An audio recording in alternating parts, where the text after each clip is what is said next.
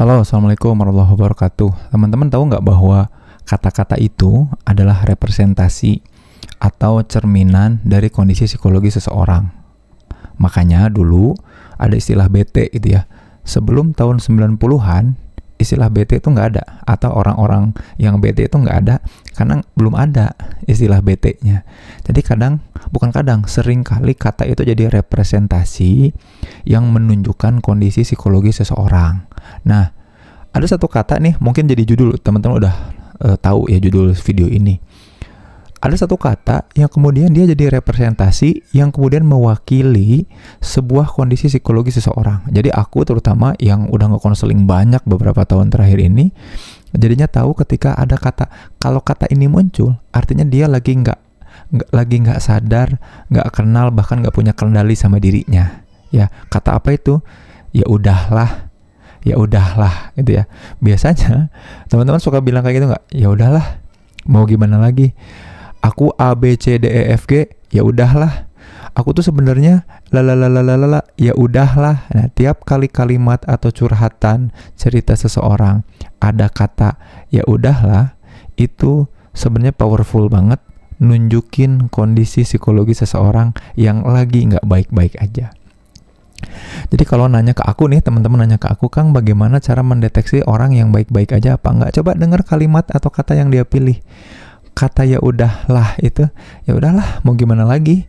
Itu kata-kata powerful bahwa dia tuh lagi nggak baik-baik aja. Ada kondisi ideal yang nggak sesuai sama kenyataannya. Ada yang dia inginkan yang nggak muncul di kenyataannya. Ya udahlah, dia nggak punya kendali, dia mungkin belum bisa kenal apa yang terjadi, bahkan dia nggak sadar bahwa hal itu nggak baik-baik aja buat dia. Makanya ajakan aku buat teman-teman, mulai seriusi dan sadari tiap kali diri ini nggak sengaja bilang ya udahlah.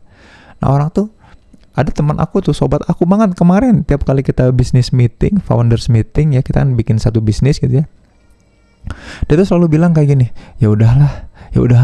Ih, nggak boleh ya udahlah. Kenapa nggak boleh ya udahlah? Ya udahlah itu menunjukkan ada hal yang sengaja kita abaikan. Ya udahlah, atau sengaja kita tekan.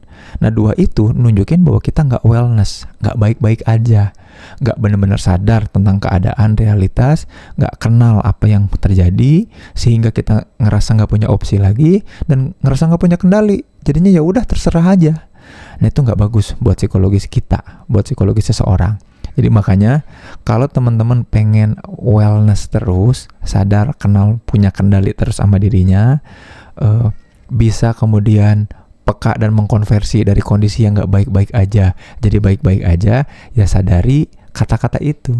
Kalau kita dalam keseharian kemudian mendapati diri kita mengatakan pada diri kita ataupun orang lain secara nggak sengaja, walaupun itu bentuknya celetukan, slip of the tongue, bilang bahwa ya udahlah, ya udah sih, itu artinya kita sebetulnya lagi tidak baik-baik aja, teman-teman. Ya, mudah-mudahan video ini ngebantu banget ya teman-teman untuk bisa sadar, kenal dan kendali lagi sama diri, karena channel ini memang ditujukan buat itu, buat jadi booster teman-teman untuk ngasih pengetahuan ringan sederhana tentang kondisi psikologis kita.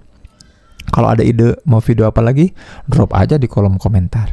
Nah, pertanyaan aku sekarang, teman-teman lagi ya udahlah terhadap apa? Nah, jangan-jangan teman-teman nggak sadar, nggak kenal dan nggak punya kendali atas kejadian itu. Yuk kita ambil alih. Makanya ada istilah seize the day, rebut hari ini, carpe diem kalau bahasa Romawinya ya, carpe diem. Yuk rebut lagi hari ini, jangan ya udahlah, kita rebut, kita seize the day. Pamit mundur. Assalamualaikum warahmatullahi wabarakatuh.